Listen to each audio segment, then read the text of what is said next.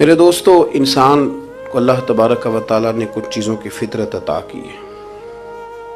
وہ کہیں اپنے آپ کو تکلیف میں محسوس کرتا ہے تو کہیں اپنے آپ کو آسانی میں محسوس کرتا ہے۔ بڑا پڑھا لکھا، سمجھدار، مالدار، وزادار آدمی ہونا، لیکن اس کے کپڑے میلے کچیلے ہوں تو نہ وہ کہیں جانے میں آسانی محسوس کرتا ہے اور نہ کسی کو گھر بلانے میں آسانی محسوس کرتا ہے۔ ایک مفت کا بوجھ اس کی طبیعت پہ ہوتا ہے کہ میرے کپڑے ٹھیک نہیں، مفت کا بوجھ۔ لیکن بندہ بالکل ان پڑھ ہو، سادہ ہو، گھر ٹوٹا ہوا ہو، لیکن اس کے کپڑے ٹھیک ہوں، اٹھنا بیٹھنا بھی نہا کے آیا ہو، استری والے کپڑے پہنے ہو، تو کہیں بیٹھتے ہوئے ذرا ہچکچاہٹ نہیں محسوس کرتا۔ آپ خود جب اپنے وہ کپڑے اتار لیتے ہیں نا، ان کو مٹی لگی ہوئی تھی، کہیں گرد لگ گئی تھی، تو خود بھی اپنے آپ کو آسانی میں محسوس کرتے ہیں۔ ورنہ نا وہ ساری محفل میں سب سے زیادہ توجہ اسی بات پہ رہتی ہے کہ میرا بٹن ٹوٹا ہوا ہے، اور وہ جینے نہیں دیتا کہ بٹن جو ٹوٹ گیا ہے، تو بار بار بندے کا خیال ہوتا ہے کہ کدے تک نہ لائے کوئی۔ یہ نفسیاتی مسئلہ ہے، اس کو سمجھیں۔ انسان فطرت کے ہاتھوں بعض اوقات مجبور ہوتا ہے۔ جس طرح انسان کا ظاہری حلیہ ٹھیک نہ ہو تو پورے سکون میں نہیں ہوتا، اسی طرح اگر باطن پہ کوئی بوجھ ہو نا،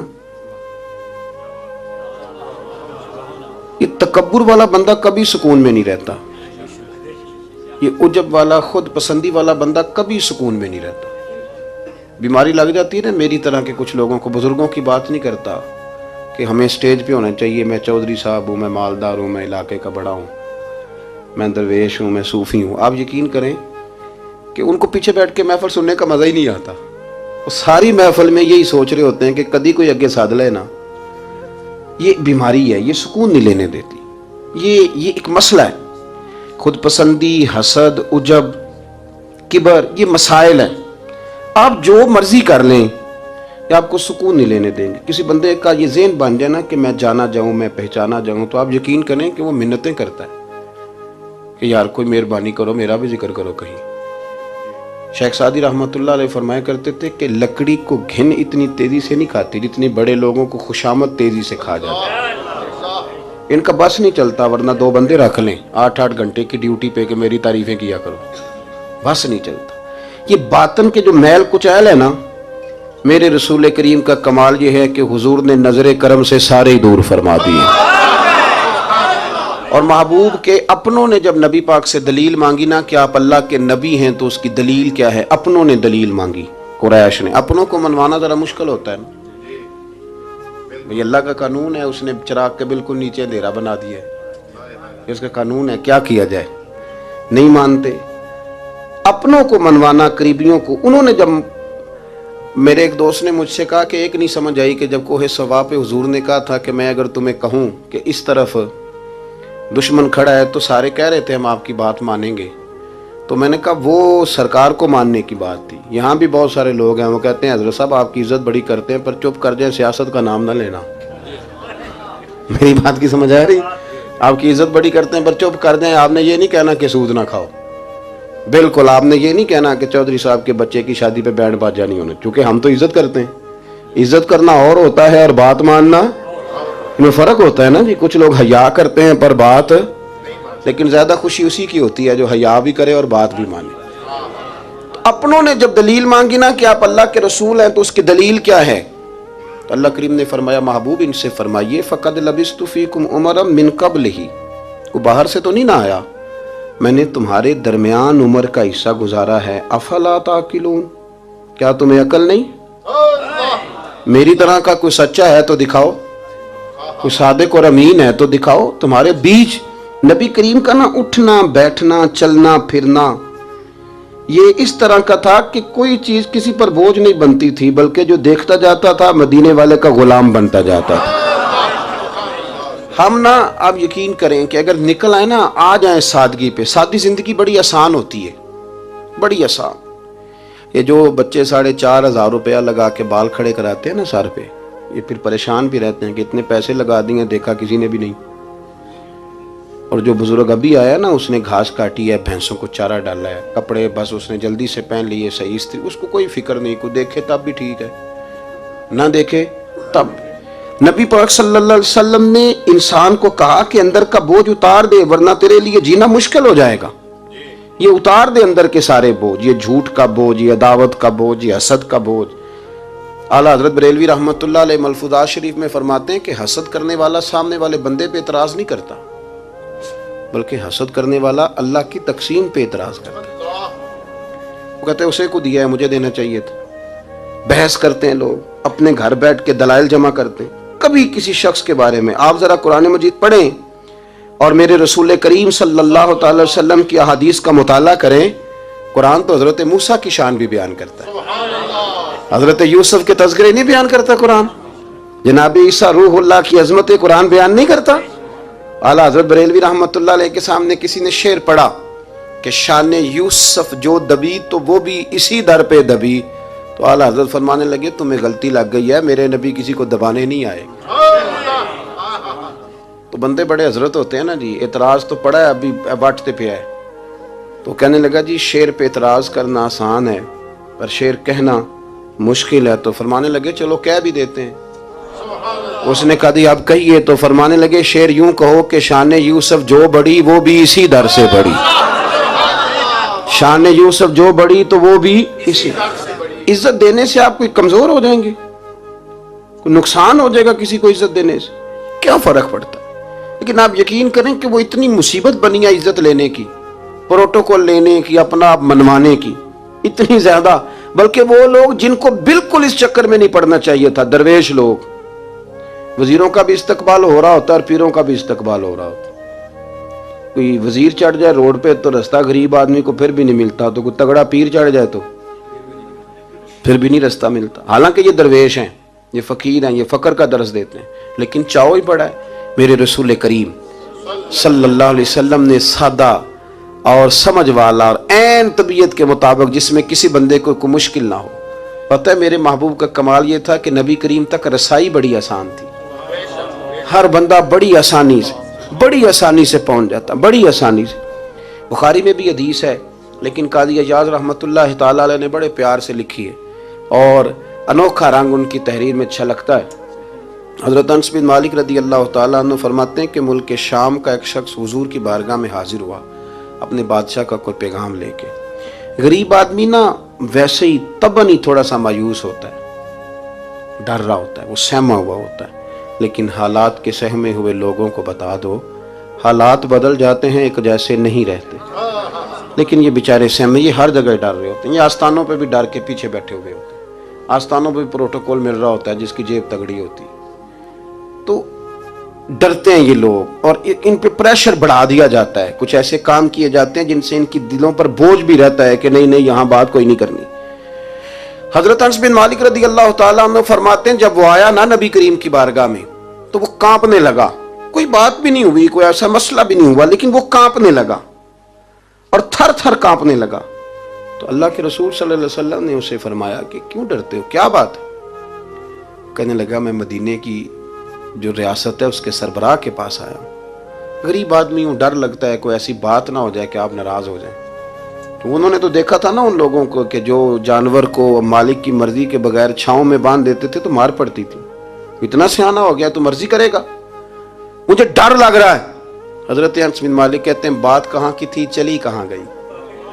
اس نے کیا کہا اور پھر جواب میں میرے محبوب نے کیا فرمایا. آپ ذرا بات کا لیول دیکھیں اور حضور کی گفتگو کا سٹیٹس دیکھیں. یہ وہ لوگ، یہ وہ تربیت ہے جو لوگوں کے دلوں اور روحوں تک اترتی ہے. میرے نبی کریم صلی اللہ تعالی علیہ وسلم نے بات سنی تو حضور رو پڑے اور اتنا روئے کہ گھٹنوں کے بل زمین پر بیٹھ گئے. جناب انس بن مالک فرماتے ہیں حضور فرمانے لگے نہ بھائی تو کسی بادشاہ کے پاس نہیں آیا، نہ تو کسی حکمران کے پاس نہیں آیا، تو اس بیٹے کے پاس آیا ہے جس کی ماں گوشت کے خشک ٹکڑے کھا کے بھی رات گزار لیا کرتی. میری ماں تو گوشت کے خشک ٹکڑے کھا کے رات گزار لیتی تھی، نہ تو کسی. حضرت انس بن مالک کہتے ہیں اس نے بات سنی تو وہ بھی رو پڑا اور میں نے سنی تو میں بھی رو پڑا. دوستو رسول کریم دیکھیں نا ہم لوگوں نے کس طرح کا لیول بنایا ہوا ہے. ابھی تک وہ جو دولت کا رٹا ہے تھوڑا بہت وہ ابھی تک چلتا ہے. ابھی تک خاندان کے اندر کوئی بندہ امیر ہو جائے تو چودھری بھی وہی ہوتا ہے، سیانا بھی، میرا تو خیال ہے پیر بھی وہی ہوتا ہے. شرط یہ ہے کہ اس کے پاس پیسے ہونے چاہیے، وہی شیخ ہوتا ہے، سارا کچھ وہی ہوتا ہے۔ نبی پاک صلی اللہ علیہ وسلم نے ہمیں کہا کہ یہ تمہارے اندر کے بوجھ ہیں، ما حاک فی صدرک، گناہ جو ہوتا ہے یہ کھٹکتا ہے سینے میں، یہ بندے کو پریشان کرتا ہے، بندہ تکلیف میں ہوتا ہے کسی کو پتہ نہ چل جائے۔ ہم لوگوں نے آہستہ آہستہ کر کے نا احساسات کی دنیا چھوڑ دی ہے، ہمارا مزاج نہیں، چھوٹی چھوٹی باتیں ہوتی ہیں لیکن ہم توجہ نہیں کرتے۔ کوئی اتنا مشکل بات نہیں کہ رات کو بیٹا پھل لے کے آیا تو اپنی بیوی کے کمرے میں چلا گیا۔ لوگ اس کی ماں کو اور اس کے باپ کو یہ بات آسانی سے کہہ دیتے ہیں کہ آپ حوصلہ کریں، دفع کریں، جو کر رہا ہے کرنے دیں، لیکن جس بندے کی کل کمائی اس کا پتر ہو اور بھری جوانی میں جس نے کہا ہو بیوی سے کہ چل میں پرانے کپڑوں پہ عید گزار لوں گا، تو نئے کپڑے بچوں کے لے آ، جس نے 30 سال سعودی عرب میں، دبئی میں، مسقط میں، پردیس میں گزارے ہوں اور وہاں کمبل بھی نہ بدلا ہو کہ چلو بچے میرے پڑ جائیں، اس کی کل کمائی باغ تیرے دی کر کر راکھی، ساری عمر گزاری، تو جدوں یہ باغ پکن تے آیا لے گئے اور وپاری، تو وہ پھر جا کے تو 6 کنو رکھ کے پلیٹ میں اپنی بیوی سے کہتا ہے جا ابا جی کو دے آ۔ یہ کہنا آسان ہے باپ کو کہ تو صبر کر، حوصلہ کر، پر وہ باپ جب پیچھے پلٹ کے دیکھتا ہے تو کہتا ہے دنیا نے تو تجھے تحفہ دیا ہوگا، میں نے تو جوانی تجھے دے دی، خوشیاں ساری تیرے نام کر دی، اور تو میرے ساتھ یہ سلوک کرنے چلا۔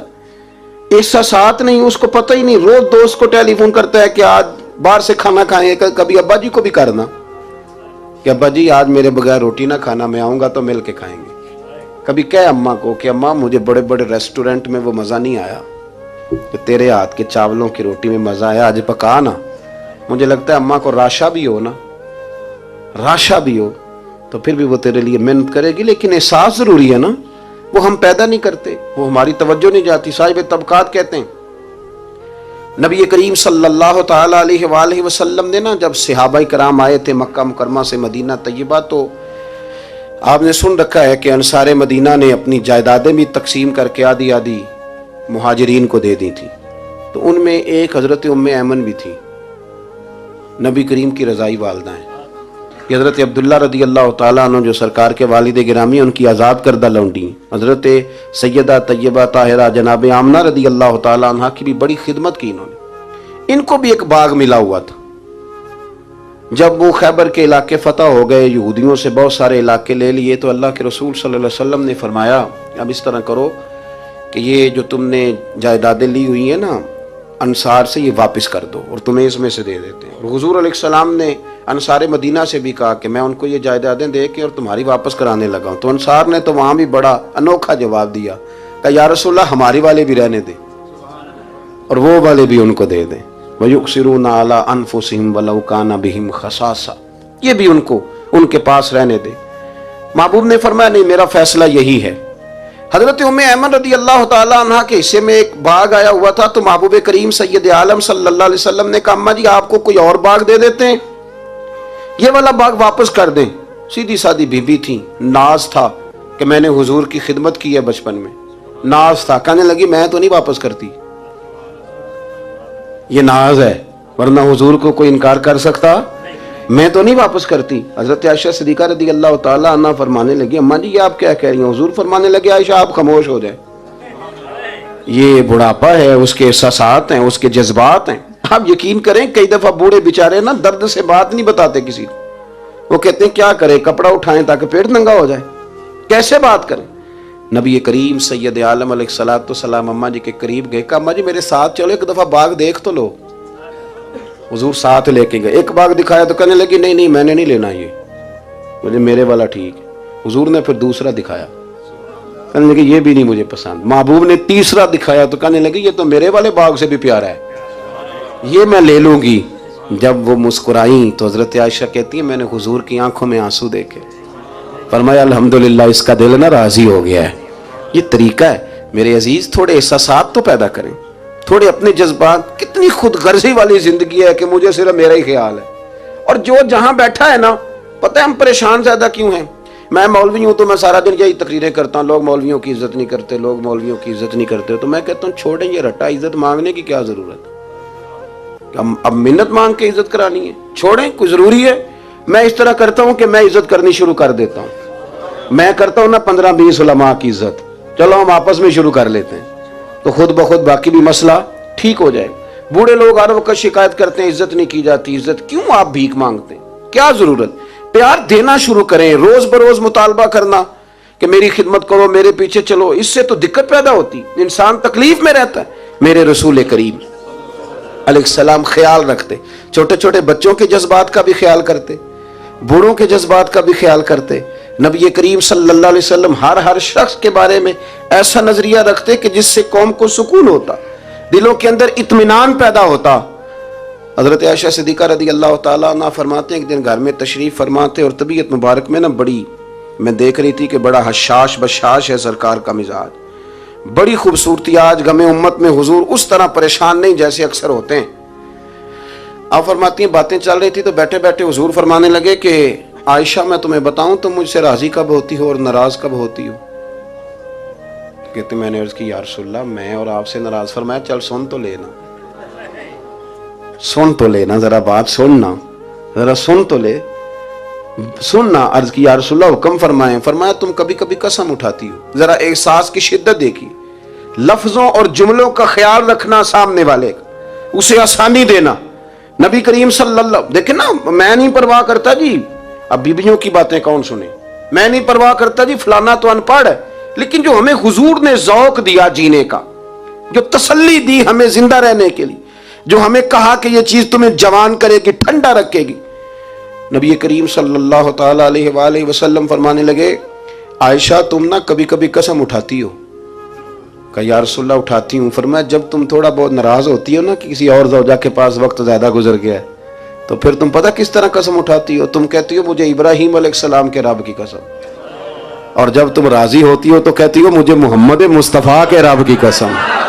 اور میں مجھے پتہ ہے. جناب عائشہ کہتی ہے میں رو پڑی. میں نے کہا محبوبہ بات بالکل اسی طرح ہی ہے، لیکن قربان جاؤں یہاں تک خیال رکھتے ہیں آپ حضور، یہاں تک احساسات ہے، یہاں تک. فرمایا مجھے پتہ ہوتا ہے کب تمہارا جذبہ کیا ہے اور کب تمہارا رنگ کیا ہے. دوستو یہ چیزیں جب نکل جاتی ہیں نا مزاج سے پھر آسانی ہو جاتی ہے. لیکن وہ ہمارا اپنے آپ کو پسند کرنا، اپنی طبیعت پہ ناز کرنا، اپنے آپ کو دیکھتے رہنا اور اپنی تعمیر میں اتنا غرق ہونا کہ باقی ساری خوبصورتیوں سے بھول ہی جانا، صرف نظر ہی کر لینا. تھوڑا تھوڑا پیار بانٹیں. اتنا اوپر کھڑے ہو کے نیچے دیکھو گے تو ہر چیز چھوٹی نظر آئے گی. کبھی کبھی نیچے کھڑے ہو کے بھی اوپر دیکھیں، انشاءاللہ بڑے بڑے قد والے لوگ دنیا میں ملیں گے، بڑے بڑے قد والے. بہت سارے لوگ مجھے کہتے ہیں نہیں کامل پیر نہیں ملتا. میں کہ نہیں ملتا، پیسے بندے دی جیب میں ٹھیر سارے ہوں تو پھر کامل پیر کیویں ملے؟ اور 2 MA وہ کر جائے چاہے سیپلیوں میں ہی پاس کر جائے، پھر کامل پیر کیسے ملے؟ وہ ہو چودھری صاحب اور اس کو پیر مل جائے. ان 3 بندوں کو پیر ملتا، اس کے لیے تو تھوڑا نیچے اترنا پڑتا ہے نا جی. پہلے جو برتن بھرا ہوا ہو تو اس میں پیر صاحب کیا ڈالیں گے؟ کوئی خالی ہوگی تو شے اندر آئے گی نا. اپنی زندگی میں تھوڑا سا لیول. حضرت خواجہ شمس العارفین سیالوی رحمۃ اللہ علیہ، خواجہ صاحب گزر رہے تھے تو ایک بچہ نا، ہمارے دیہاتوں کے بچے جو ہوتے ہیں نا وہ ان کا اپنا سٹائل ہوتا ہے اور وہ بڑے مست لوگ ہوتے ہیں. اصل مزہ وہی بچے اٹھاتے ہیں جو دیہاتوں کے، وہ جو زندگی گزارتے ہیں بڑی شاندار ہوتی. میں آپ کو تجربے کی روشنی میں کہہ رہا ہوں، میں نے دیہات بھی کھول کے دیکھے اور شہر بھی سارے دیکھے الا ماشاءاللہ، ڈھیر سارے شہر میں نے دیکھے. اور میں نے اس میں دیکھا ہے کہ زیادہ سکھی یہی بچے رہتے ہیں جو مٹی میں بھی کبھی کبھی دوڑتے ہیں، ہاں جو سن لیتے ہیں تھوڑی بہت. آپ یقین کریں کہ سارے گاؤں کے بوڑھے ہی دادا ہوتے تھے اور سارے ہی چاچے ہوتے تھے اور سارے ہی. اب تو رٹا بن گیا، اب تو مسئلہ خراب ہو گیا، عجیب سی الجھن لوگوں نے پیدا کر دی. خواجہ صاحب رحمۃ اللہ علیہ گزر رہے تھے تو ایک بچہ بیری کو روڑے مار رہا تھا. روڑے سارے جمع کر دیے اور مارتا جا رہا ہے. اور یہ بچے گاؤں کے جب یہ فائرنگ کرتے ہیں نا بیری پہ تو یہ روڑے پہلے جمع کر لیتے تاکہ پھر بے دریغ بغیر رکنے کے اپنا کام کرتے رہیں. تو مار رہا تھا تو حضرت شمس العارفین رحمۃ اللہ تعالیٰ علیہ آپ بھی گزرے، مریدین ساتھ تھے، تو 1-2 روڑا نا حضرت کو بھی لگ گیا. تو فرمانے لگا پتر ذرا خیال کرنا، میں بوڑھا آدمی ہوں، اس عمر میں تو زخم بھی ٹھیک نہیں ہوتے. اس نے بچے نے پلٹ کے دیکھا تو وہ تو جانتا تھا نا کہ چائے سے کیتلی زیادہ گرم ہوتی ہے، مرید ماریں گے. اس نے دوڑ لگا دی، بھاگا اور سر پٹ دوڑا. اور جب وہ تیزی کے ساتھ دوڑا نا، تیزی کے ساتھ، اللہ اکبر، تو تو خواجہ صاحب نے بھی مریدوں سے کہا اس کو پکڑ کے لاؤ، پکڑ کے لائے تو خواجہ صاحب فرمانے لگے دوڑتا کیوں؟ کہنے لگا جی دو حرفی بات ہے، آپ ماریں گے، آپ کے مرید ماریں گے، روڑا جو لگ گیا۔ کیا انداز ہے بزرگوں کا، پیار بانٹنے کا، یہ چیزیں انسان کو بڑا میٹھا رکھتی ہیں۔ آپ یقین کریں پروٹوکول سے نکل آئیں آپ سوکھے ہو جائیں گے، آسان زندگی۔ خواجہ صاحب رحمت اللہ تعالیٰ علیہ فرمانے لگے ویسے تو کر کیا رہا تھا؟ کہنے لگا میں روڑے مار رہا تھا بیری کو۔ تو فرمایا بیری تجھے جواب میں کیا دیتی ہے؟ کہنے لگا جی وہ تو پھل دیتی ہے۔ تو آپ فرمانے لگے تو شمس العارفین کو بیری سے بھی کیا گزرا سمجھتا ہے؟ آپ اتر میرے سینے سے لگ، اور جو پھل میں تجھے دوں گا نا پہلے کبھی نہ کسی نے دیا ہوگا۔ تھوڑا لیول تو نہیں دیکھیں نا، ہمارے بچے بڑی آسانی سے کہہ دیتے ہیں میرے گاؤں کے لوگ جاہل ہیں جی سارے۔ تو میں کہتا ہوں جاہل کو جاہل کہہ کے جان چھڑانا تو آسان کام ہے، یہ تو آسان کام ہے، پر جاہل کو پکڑ کے عالم بنا دینا یہ مدینے والے رسول کا طریقہ ہے۔ وہ جہاز میں جو لوگ زیادہ ٹریول کرتے ہیں وہ اس بات کو ذرا آسانی سے سمجھیں گے کہ جو ہمارے دیہاتوں سے لوگ جاتے ہیں نا عمرہ کرنے، اکثر غریب لوگ ہوتے ہیں، کئی تو بیچارے کمیٹیاں ڈال کے جاتے ہیں۔ تو وہ جب چڑھتے ہیں نا جہاز پہ تو بچہ پڑھا لکھا بیٹھا ہو تو بابا جی کو نہیں پتا ہوتا، تو وہ سیٹ نمبر کیسے دیکھنا ہے، تو بیٹھ جاتے ہیں جہاں جگہ ملے، سمجھتے ہیں بس ہی ہیں۔ تو بچے تنقید کر رہے ہیں جی ساڑھے پنڈ دے بندے نہیں سیانے ہو سکتے، دیکھو انہوں نے بس ہی سمجھا ہوا ہے، اور ہنستے ہیں، پھبتیاں کستے ہیں، مذاق اڑاتے ہیں۔ تو میں کہتا ہوں یار تو اگر پڑھا لکھا ہوتا نا تو تم دروازے پہ جا کے بابا جی کا ہاتھ تھامتا، پھر تو سیٹ نمبر دے کے انہیں بٹھاتا، ہاتھوں تے سیٹ بیلٹ باندھتا، پھر پانی کی بوتل دیتا اور پھر کہتا حضور بزرگوں میں فلانی جگہ بیٹھا ہوں، میری ضرورت پڑی تو دوبارہ بھی آواز دے لینا۔ پڑھے نا بخاری مسلم، حضرت انس بن مالک رضی اللہ تعالیٰ عنہ فرماتے نجرانی چادر حضور نے اوڑھی ہوئی تھی اور نبی کریم صلی اللہ علیہ وسلم جا رہے ہیں، جناب فاروق اعظم بھی ساتھ ہیں۔ تو کہتے ہیں پیچھے سے ایک شخص نے نا حضور کی وہ چادر، اس میں سرخ دھارے دار تارے تھی، تو پکڑ کے نا اس نے چادر حضور کی کھینچی، تو وہ جو چادر تھی وہ حضور کے گلے میں پھر گئی۔ فرماتے میں وہ تکلیف محسوس کر رہا تھا، تو وہ کھینچ کے نا چادر، تو کہنے لگا میں کچھ مانگنے آیا ہوں۔ تو دروازہ زور سے کھٹکھٹائے اسے بھیگ دیتے ہو، کہتے دوڑ جا دروازہ توڑے گا، لیکن حدیث کے لفظ ہیں فَالْتَفَتَ إِلَيْهِ فَضَحِكَ۔ حضرت انس بن مالک کہتے ہیں جب مصطفیٰ کریم نے اس کی طرف دیکھا تو حضور نے مسکرانا شروع کر دیا۔ یہاں مسکرانا کمال ہے۔ اعلیٰ حضرت بریلوی کہتے ہیں جس کے گچھے سے لچھے جڑے نور کے، ان ستاروں کی نزہت پہ لاکھوں سلام، اور جس کی تسکی سے روتے ہوئے ہنس پڑے اس تبسم کی عادت پہ لاکھوں سلام۔ حضور نے توجہ کی تو مسکرائے، فرمایا کیا لینے آئے ہو؟ کہنے لگا بھکاری ہوں، کچھ لینے آیا ہوں۔ چادریں کھینچ کے مانگ رہا ہے، تو نبی کریم علیہ السلام نے دیا کتنا؟ میرے کریم سے گر قطرہ کسی نے مانگا دریا بہا دیے ہیں، در بے بہا دیے ہیں۔ نبی کریم نے فرمایا یہ دو پہاڑیوں کے درمیان جتنی بکریاں کھڑی ہیں ساری اسے دے دو، دو پہاڑیوں کے درمیان جتنی بکریاں کھڑی ہیں ساری اسے۔ وہ آیا تھا تو اسے ادب آداب بھی نہیں آتے تھے، مانگنے کا طریقہ بھی نہیں آتا تھا، لیکن گاؤں گیا تو جا کے دین کا مبلغ بن گیا۔ کیا تبلیغ کرتا ہے؟ کہتا ہو لوگوں غربتوں سے پریشان لوگوں آؤ میرے ساتھ، میں تمہیں مدینے لے چلوں۔ میرے رسول اتنا دیتے ہیں کہ غربت کا ڈر بھی نکل جاتا ہے۔ جب طبیعت کے اندر انسان کے ایک مزاج بن جائے نا، آپ یقین کریں کہ بڑے ٹھنڈے لوگ، مست لوگ، پرواہ کوئی نہیں۔ ورنہ بہت سارے ایسے لوگ ہیں بیچارے زندگی میں جو دوسروں کو سیدھا کرتے کرتے نا خود بڑے ٹیڑے ہو گئے، حالات خراب ہو گئے۔ امام احمد بن حنبل وہ روایت لائے ہیں، جب ایک شخص نے آ کے حضرت عمر سے کہا تھا میں تقریر کرنا چاہتا ہوں، تو فرمایا تو نہ کرنا۔ اس نے کہا حضور میں پڑھا لکھا ہوں کیوں نہ کروں؟ فرمایا جب تو ممبر پہ بیٹھ کے واز کرے گا تو بہت سارے لوگوں کو گنہگار بھی تو سمجھے گا نا، تو تیرا اپنا کیا بنے گا؟ یہ بھی تو بتا نا کہ پھر تیرے اندر کے لیول کا کیا بنے گا۔ اپنے آپ کو نا ان قباحتوں سے، اگر آپ کے کپڑے ٹھیک نہیں، آپ سکون میں نہیں ہیں، تو آپ کے اندر میل ہو تکبر کی، حسد کی، غیبت کی، چغلی کی، اور سب سے بڑی بدگمانی کی، برا سوچنے کی، پھر آپ کہیں کہ میں سکون سے۔ آپ یقین کریں ہمارا کوئی مخلص دوست اس لیے نہیں ہوتا کہ ہم کسی کو مخلص سمجھتے ہی نہیں۔ ہمارے زمانے میں سچا اس لیے کوئی نہیں کہ ہم کسی کو سچا سمجھتے نہیں۔ ہمیں بزرگ اس لیے نہیں ملتے کہ ہم کسی کو بزرگ ناراض نہ ہونا، میری بات پہ غور کرنا۔ ہمارے ہاں اس لیے کوئی ہمارا ہمدرد نہیں کہ ہم کسی کو ہمدرد، ہمارے بندے کو تو دکاندار کہہ رہے ہیں، ہر بندے کو تو جھوٹا کہہ رہے ہیں، ہر بندے کو تو دھوکے باز کہہ رہے ہیں، ہر شخص تو ہماری نظر میں جاہل ہے، ہر عالم تو معاذ اللہ ہماری نظر میں بے عمل ہے، تو جب اس قدر زیادہ ہمارا ذہن برا ہو جائے گا، یا ایھا الذین آمنوا اجتنبوا کثیرا من الظن ان بعض الظن اثم، اتنا برا سوچیں گے تو پھر تو حضور نے فرمایا نہیں کہ اللہ تمہارے گمان کے قریب ہے، اس طرح کا گمان کرتے ہو رب بھی ویسا ہی بن جاتا ہے۔ تو اپنی سوچوں کو ستھرا کریں، اپنی طبیعت میں نرمی لائیں۔ آپ اچھے بندے ڈھونڈنے ملیں گے تو رب آپ کو ڈھیروں بندے عطا کرے گا۔ اپنے آپ کو کمزور نہ کریں، کبھی چھوٹا نہ کریں، چھوڑیں۔ اپنی نجی مجلسیں بھی پاک کریں، صاف ستھری کریں اور خوبصورت کریں، اور اپنی جو خلوتیں جلوتیں ان میں محنت کریں۔ اپنے سے دوسروں کو افضل جاننا سیکھیں، لوگوں کا اکرام کرنا سیکھیں، آداب سیکھیں، اور لوگوں کے بارے میں اچھی گفتگو کرنی سیکھیں۔ آپ یقین کریں یہ کام آپ کسی کے لیے کر کے دیکھیں، اللہ آپ کو سکون عطا کرے گا۔ اعلیٰ حضرت بریلوی رحمۃ اللہ علیہ سے کسی نے کہا تھا، حضرت جی میرا دل بڑا بے سکون رہتا ہے تو کوئی وظیفہ دیں، تو اس کا خیال تھا کچھ پڑھنے کو بتائیں گے۔ تو فاضل بریلوی رحمۃ اللہ علیہ فرمانے لگے، اس طرح کر، کسی بندے کے ساتھ نیکی کر، پر اسے پتہ نہ ہو میرے ساتھ کون کر رہا ہے، اسے خبر ہے۔ فرمایا اس طرح کی نیکی کر، پھر رب تیرے دل کو قرار عطا کرے گا۔ وہ جو دکھا کے مسجد میں پیسے دیے جاتے ہیں وہ نام تو ہو جاتا ہے پر سکون لے جاتا ہے وہ، لیکن جو چھپا کے نیکی ہوتی ہے وہ ذرا مزہ کر جاتی ہے۔ اٹھ فریدا ستیا، چاڑو دے مسیت، تو ستیں تے رب جاگدا، تیری ڈاڈے نال پرید۔